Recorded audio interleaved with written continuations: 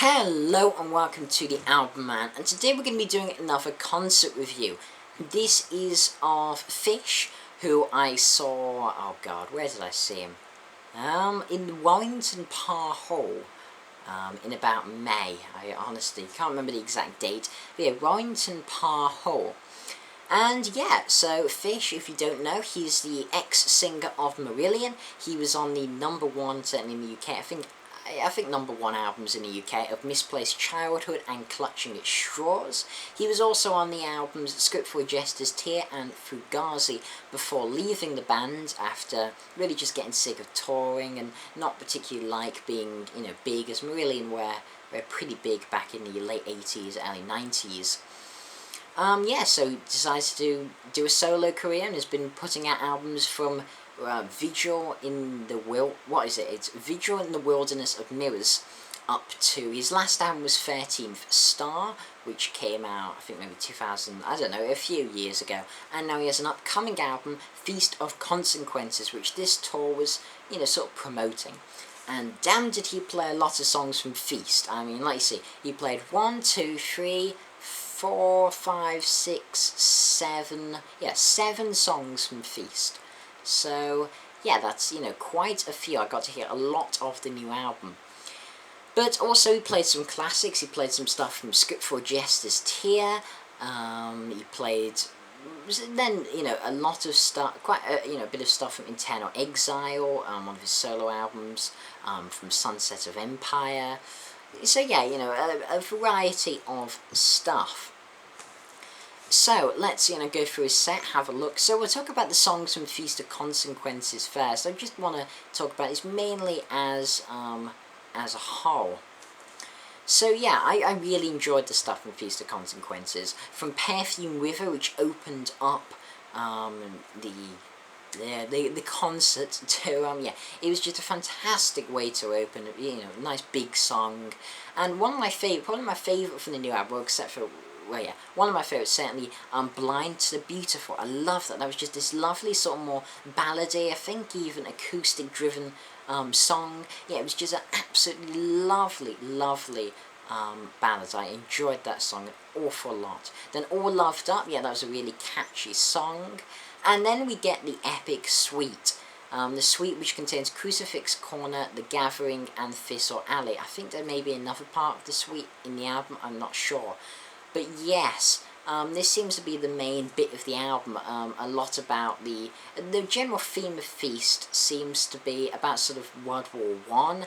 I think it's World War One, and sort of in the trenches, as Fish discovered like his grandfather had fought, in World War One, and he was actually staying just in a hotel or something, or cabin or whatever, right next to actually like where his grandfather was fighting and stuff. And so yeah, he was inspired to make an album about that. And yeah, very interesting lyrically. Can't wait to actually read through the lyrics, as it's hard to remember them when you're just listening to it live, as I hadn't heard any of these songs before. Yes, the Suite was the particular high point of this.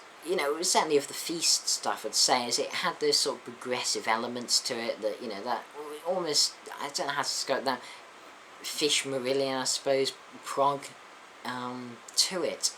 And yeah, they were epic. I'm definitely looking forward to hearing the full Suite on the album. So what about the classic stuff? Well, the song I was happiest he played Script for a Jester's Tear. I love this album. I mean, it's my third favourite Marillion. First being Clutching, second being Misplaced. I love Fish over Marillion. I like Hogarth, but it's not half as good as Fish. So yeah, really enjoyed hearing Script for a Jester's Tear. And another song he played from the album I was really happy about. He played He Knows You Know. Which is really good. I absolutely love both of those songs. Script especially was probably the highlight of the show for me. It was only the third song, but yeah, I just love that song so much. And then, well, for me, a bit of an odd choice. From Vigil in the Wilderness of Mirrors, he only played one song, which was a bit of a shame, and that was Family Business. There's better songs on that album. Yeah, I mean, I would like him to have played the title track, but I can understand maybe that's a bit long to play every show, but Family Business, I mean, it's a good song, but it does better on that album. And then he played, as he usually does, he played Goldfish and Clowns and What Colour Is God from the Sunset on Empire album. They're fantastic songs. They're Fish live staples. You expect that. Fantastic. And he played a medley. This is towards the end, just before the Encore, which is quite interesting. It consisted of first Assassins from the Fugazi album, I think. Then Credo, which was from Eternal Exile. Then Tongues, I'm not sure what that's from, to be honest. No, I don't know. Then the title track from Fugazi, and then A Bit of White Feather from Misplaced Childhood. The only thing this set really was lacking, in my opinion, was stuff from Misplaced and Clutching, as they are my two favourite. I didn't think he'd quite play Kaylee, or Lavender, or Sugar Mice, or Warm Wet Circles, but I thought maybe a bit more than a little bit of White Feather, so that was the only real gripe I had, I suppose. And then the Encore was good. Freaks, which is a Marillion song from Brief Encounter. I didn't actually really know this song, to be honest. I don't know the Brief Encounter EP that well. But it's a really good song. Really, really good song. I enjoyed it a lot. And then Lucky, the last song from Tenor Exile. Yeah, it's a good song. I think Fish has better, but it's a good song. And the rest of the musicians who are playing with him, I can't say I know them by name, but they were decent. They did the job. On some of the songs, like Script, the guitarist who was playing with him isn't exactly Steve Rothery, but Steve Rothery is such a criminally underrated guitarist. I absolutely love him to death. But yeah, they were good. The only other slight problem, which was actually resolved, which is good, was that there were a few sheep in the mix. This is quite amusing. Yeah, so apparently sheep, if you don't know, Fish actually taught the crowd this. It's when you sort of get that almost feedbacky sound coming out of the speakers, that sort of high-pitched, almost feedbacky thing. So yeah, apparently they're called sheep, and he was like shouting at the engineer to try and fix it. Unlike Saxon, who didn't realise there were sheep bleeding out their bloody sound like there was no tomorrow. But yeah, he did notice. He did delay the concert a little bit as he tried to, get this sorted, but still. And it had the amusing thing of when he said sheep, the whole audience started going bar, which, so I can't say I ever thought I'd see at a concert an audience barring, but there you go, that's what you get at Fish.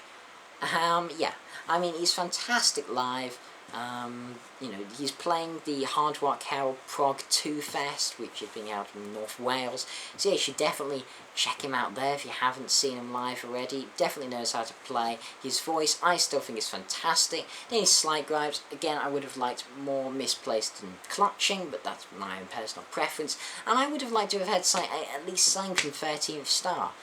My two favourite Fish solo albums are Vidra, which he only played Family Business from, and 13th Star. I love 13th Star, but he didn't play anything from that. I can understand, that was the last tour he expects. You saw the last tour, but I didn't, because I wasn't really into Fish when 13th Star came out. So yeah, as I said, I highly recommend going to see Fish. Great live show. This has been the Album Man. Thanks for watching. Content, subscribe, and as usual, long live rock and roll.